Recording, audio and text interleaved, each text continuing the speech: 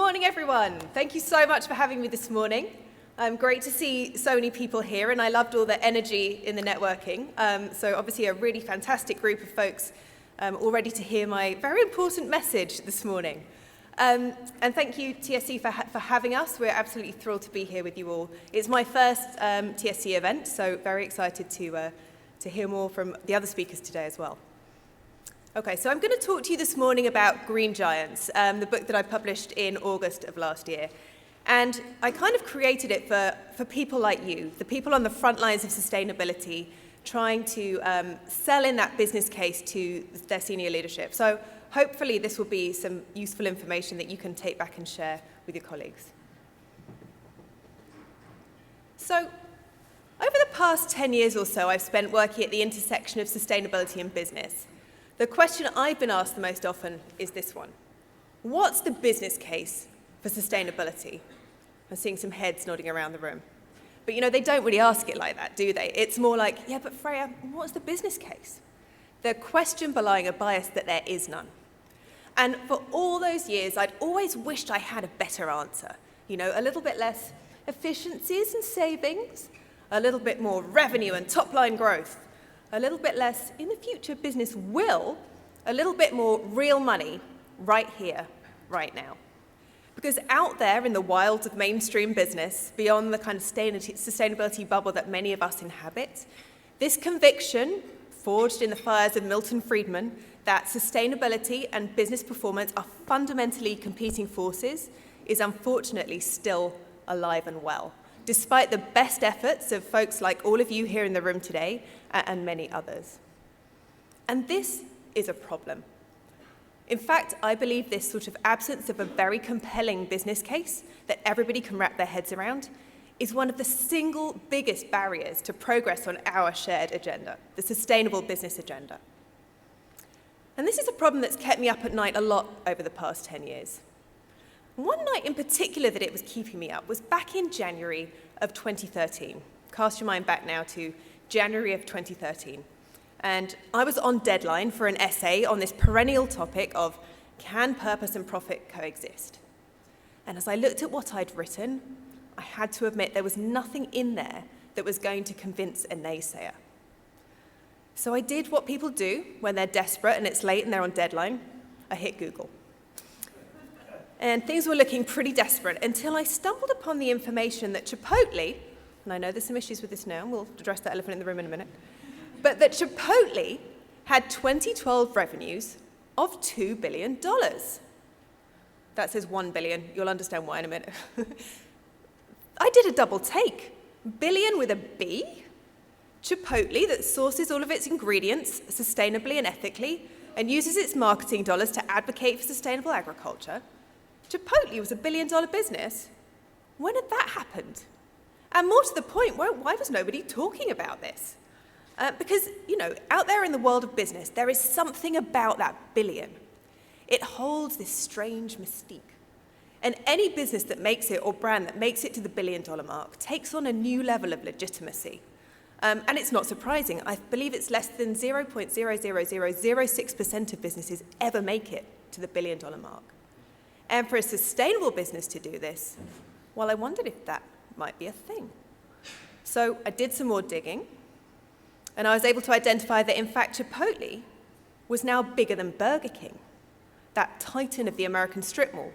And in fact, this is how their fortunes have diverged over the last 5 years. And what you're seeing here, of course, is kind of Burger King flatlining and Chipotle going through the roof. I'll address the elephant in the room here now. They released their first quarter earnings next week, so we'll see how badly the issues they faced have impacted them.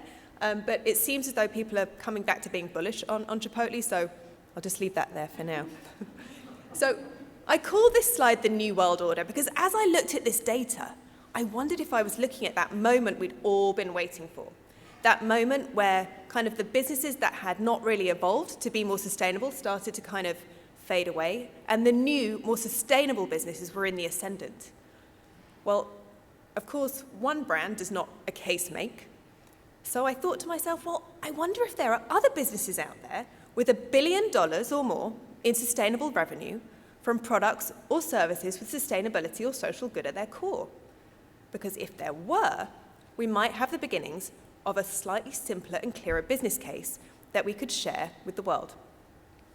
So I did some digging, and over the course of my frenzied Google activity, I was able to establish that there were indeed now at least 9 companies globally with $1 billion or more in annual revenue from products or services with sustainability or social good at their core.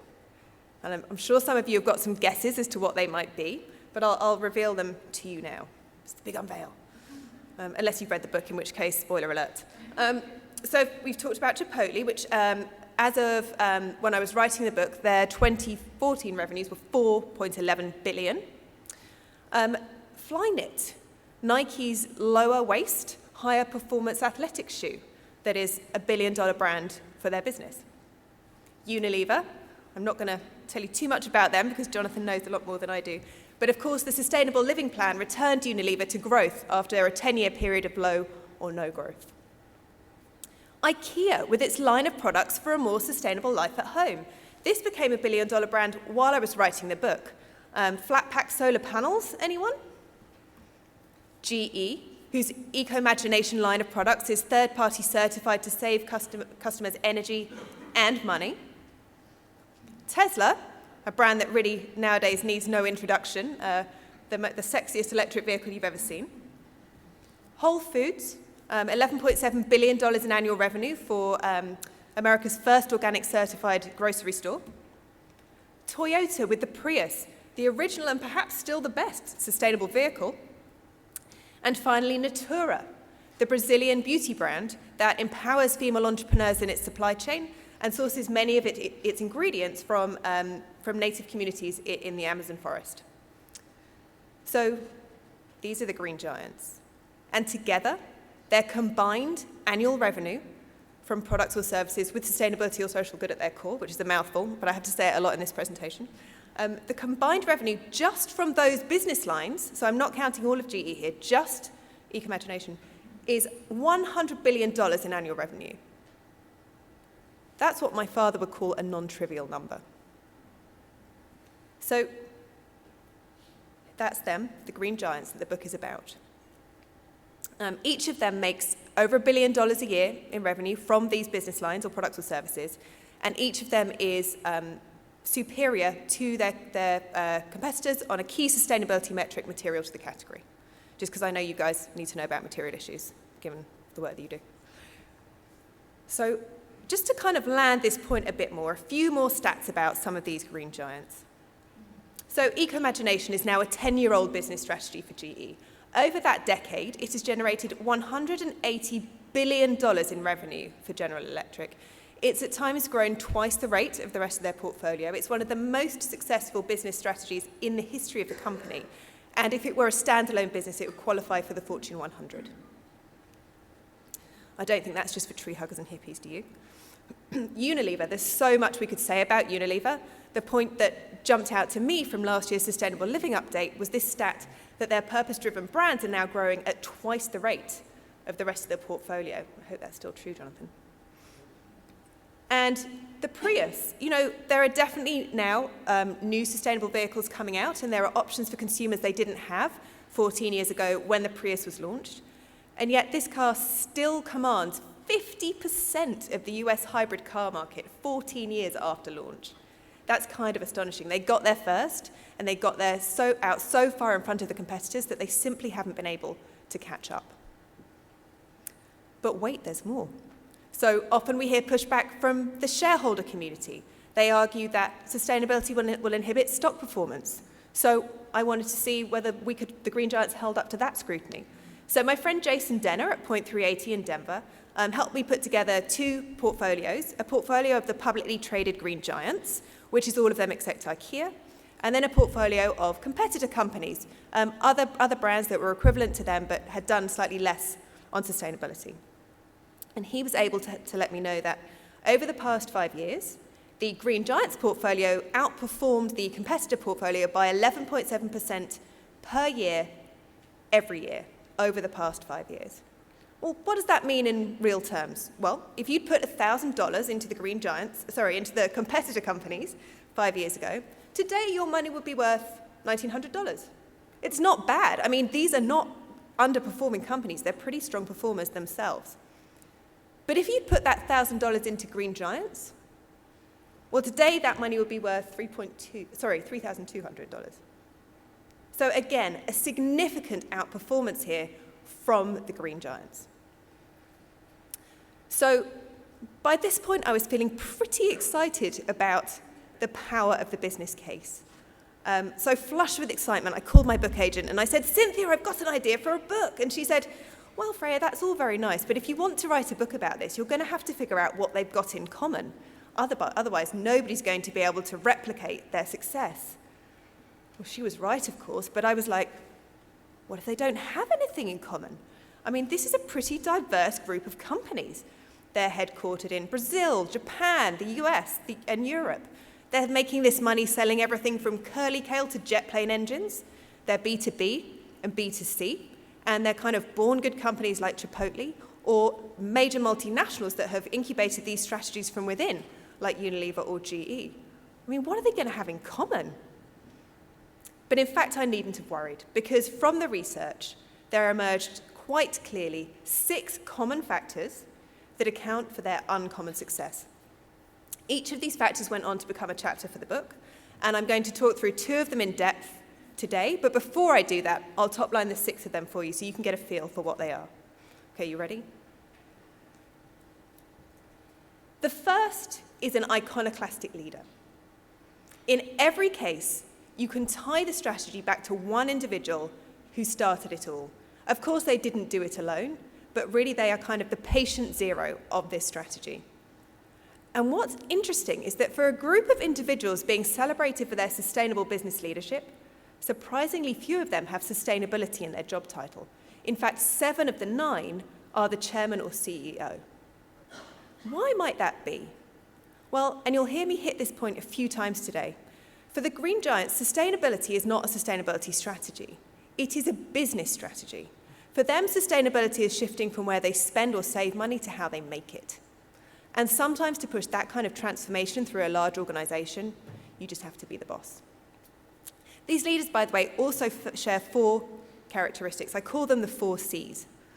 They're fueled by a sense of inner conviction, a sense that there is no other way but to do this.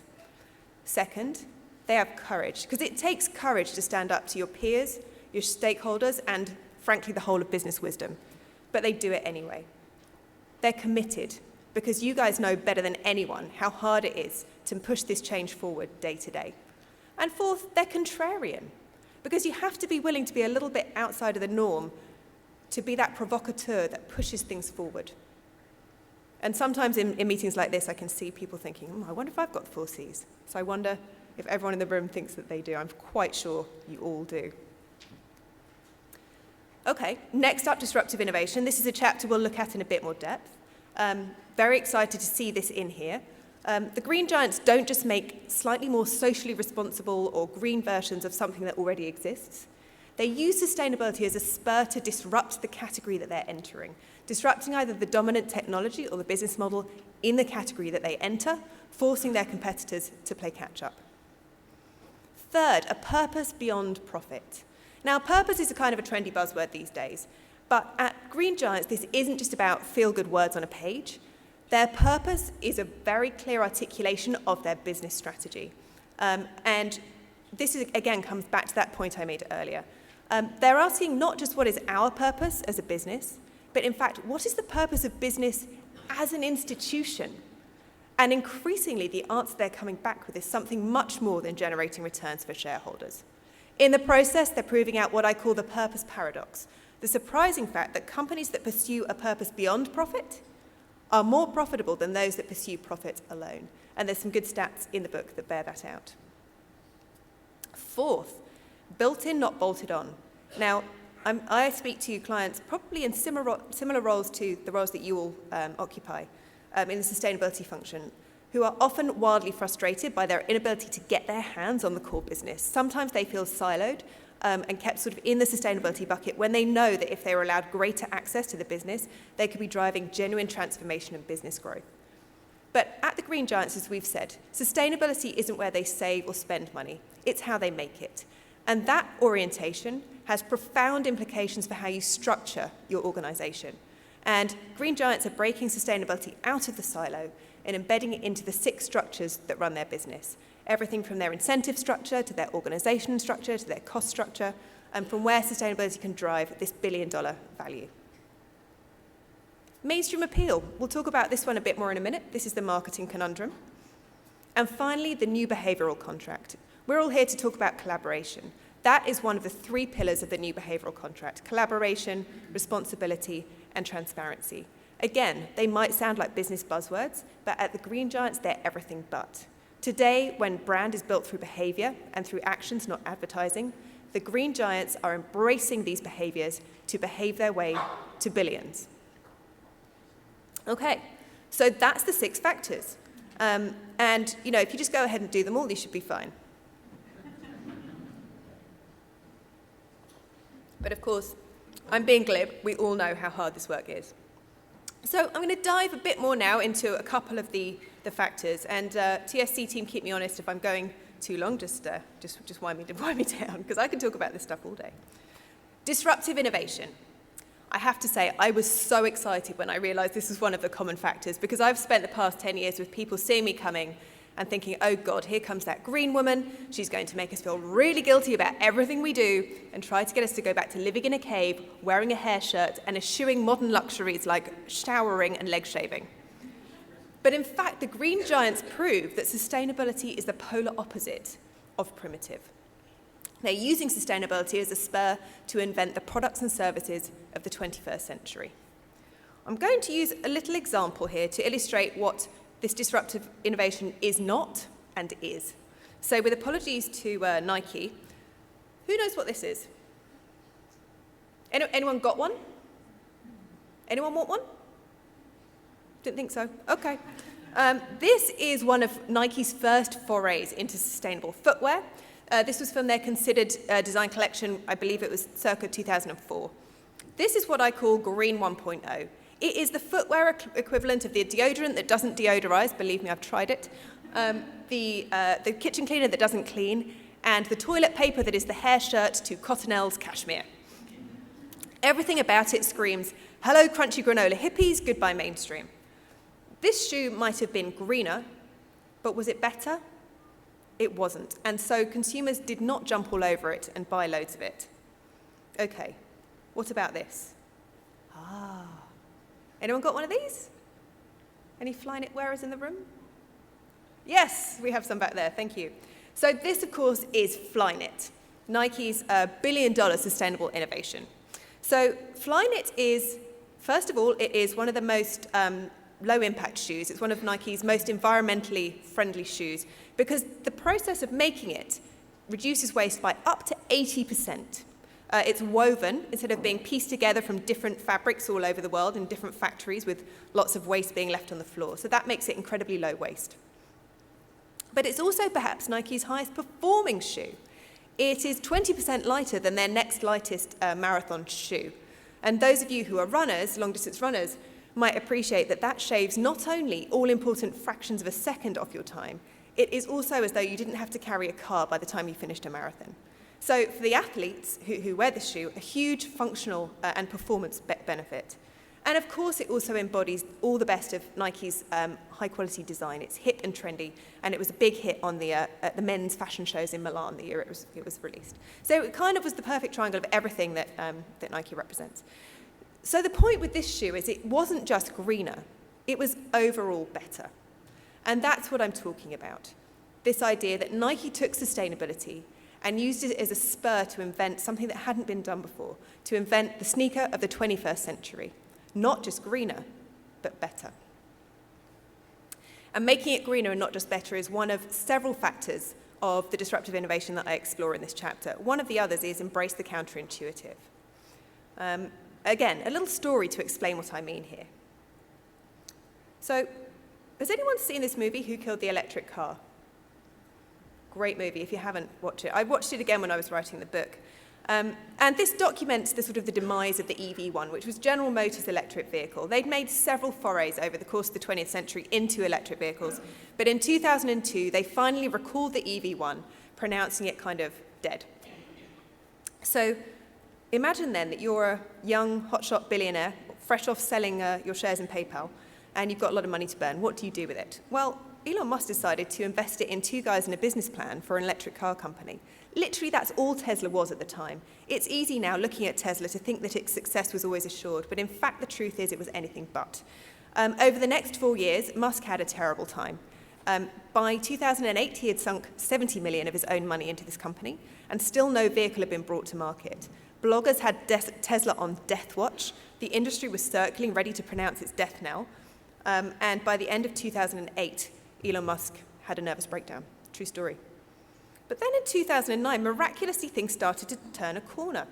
In April 2009, 320 Roadsters were delivered to delighted drivers, and Tesla received nearly $500 million in loan from the US government. And things kind of spiraled upwards from there until in June 2010, Tesla had a very successful IPO, becoming the first US automaker to IPO since the Ford Motor Company in 1956. The industry had to take its hat off to Tesla and what this startup had accomplished. And of course, today, Tesla's market cap is $33.3 billion. The point here is that in 2004, Elon Musk looked crazy. But today, he looks all kinds of smart. Green giants embrace the counterintuitive because they understand it's what the future feels like. I'll just touch very briefly on mainstream appeal because I want to make sure I leave time for my friend Jonathan. This chapter is really all about that intention-action gap and how green giants have succeeded in closing it by engaging mainstream consumers in their brands and in their marketing. Are those wily consumers spending the past 10 years telling us in research how much they want to buy our sustainable products and how much more they're willing to pay for them, and they're not doing anything about it at the point of sale? But I've got some bad news, guys, I'm afraid. It's not them, it's you. In fact, it's all of us. But it turns out that we have done a horrible job of making sustainability relevant to the mainstream consumer. And I'll touch briefly on some principles here that show how the green giants kind of got around that. So those of you who've worked with me before might be familiar with this spectrum. This is the US population. It applies globally too, on a spectrum of green. Over this side, we have which way is it for you? Over this side, we have the super greens. Those are the people who want to be the change they want to see in the world. There's no green gap there. They're super green and they live their beliefs. At the other end are the green rejectors. Let's not talk about them. This just kind of isn't their bag. But in the middle is the audience we need to focus on, the massive middle green. This is 66% of the US population and a similar proportion in other developed markets. This is where the green gap lives, and it's probably where your consumer lives too. And this is the group that you have to be able to unlock if you want to build $1 billion brand of any sort, let alone $1 billion sustainable brand, because they are the largest segment of the market. So the trouble is, most of the marketing we've been doing, as soon as you put the words eco or sustainable on your product, as soon as you put tree frogs and polar bears, you're saying hello to the super greens, but everybody else is tuning you out. In fact, you're driving a wedge between them, the mainstream, and the behavior you want them to embrace. Let's have a little bit of a look at a brand called Otarian. Anyone here ever heard of Otarian? Yeah, didn't think so. Otarian was a brilliant idea, terribly executed. It was a vegetarian fast food restaurant that launched right around the time, actually, that Chipotle was launching. They had, this vegetarian fast food, and it should have been a slam dunk. Plant-based diets are on the rise. And they'd done all this great work with the World Resource Institute to measure the carbon footprint of all of their products. And boy, did they know it. Take your carbon footprint to lunch, said their guerrilla marketing on the floor outside their stores. As you walked in, it said, welcome, your planet needs you. As you went up to the counter, you were greeted by a server with the cheery greeting of, good afternoon, how would you like to save carbon today? And of course, the consumer was thinking, I don't want to save carbon, I just want to get some lunch. On every pack, they emblazoned the carbon saving associated with this particular meal choice, and all the packs had made a big deal of the fact that this was low-carbon food that loves life and the planet. Now, there are many things that we could say were wrong here, but I'll just make one key point, which was in the process of making this all about the carbon, Otarian reduced their prospective target pool from all people who eat food to all people who care about carbon, which is to say a much smaller subsegment of the population. No wonder then that today, Otarian has got one store left, while Chipotle has over 2,000 stores globally. Let's have a little look at how Chipotle does it. This is their Cultivate Festival. I don't know if anyone's ever been to one of these. Big fun, like almost like Coachella Light, if you like. Headlining acts, great food, really, really good fun. And then just at the back, there's this little, is that the 2-minute warning? Great, we're almost there. At the back, a little exploration of some sustainable agriculture and whole foods information. If you do all of this, you get a free burrito. It's sustainability by stealth. And this is the point. At Otarian, sustainability is kind of the key message. It's the entree, but consumers really want great food with a little side of sustainability. And you have to get that hierarchy of benefits right. And this is kind of where Otarian missed the mark. The food plays second fiddle to the sustainability. If you are a restaurant or a food brand, the food just has to come first. It's all about the benefits that the sustainability brings rather than the sustainability itself. We'll skip over the car equivalents, but you can just look at the images here and see that's the Leaf, kind of girly, kind of cute, kind of lots of planet stuff. And here's Tesla. Oh, yeah. In Tesla's product launches, it's a heat and light display with big speakers booming music, dry ice. There's no planet, polar bear, tree frog, anything like that anywhere near it. Elon Musk's mission is to transform the world from a mine and burn hydrocarbon economy to a solar electric economy, but he knows the best way to do that is to keep the sustainability out of it. And what do the consumers think? Well, when we researched their attitudes and their opinions of these brands, they think that the green giants are forward-thinking, innovative, new and modern. They think that the control companies from that portfolio are established, traditional, mainstream, tried and true, affordable, conservative, old, business as usual and stuck in their ways. My mentor, Hunter Lovins, likes to say, do you want to be a brand of the brand of the past or the brand of the future? I think it's clear what I'd want to be. Okay, just in closing, one of the questions I've had about this book is, well, but Freya, aren't these just a bunch of green unicorns? You've handpicked them to prove a point. Well, of course I have, I'm writing a book, but I do believe that these are not just green unicorns. I believe they are the leaders in an inexorable business movement, and that business leaders should ignore their example at their peril. How do I know this? Well, there are the next billions. These are the kind of green giant-like companies coming up behind them in their image. These are the brands that those hallowed millennials love and are embracing and are rewarding for getting the whole green giant conundrum right. These are super high-growth companies, and I believe many of them will be at that benchmark soon. Also, since I launched the book, and no one has seen this before, you're the first, a bunch of folks have reached out to me to let me know that they too have billion-dollar business lines from sustainability. And here are some of the brands that have reached out to me and that are in the mix. Organic Valley, the first billion-dollar organic food brand, Target with its line of Made to Matter, and so on and so forth. So I believe this is happening. I believe this change is now. So I'll just leave you with 2 parting thoughts. The first is, next time you're setting sustainability goals for your organization, what about a bold revenue target? What about setting a billion-dollar goal to become the next green giant? And secondly, next time somebody asks you, yeah, but what's the business case? I hope you'll tell them, well, that's easy. It's $1 billion. Thank you.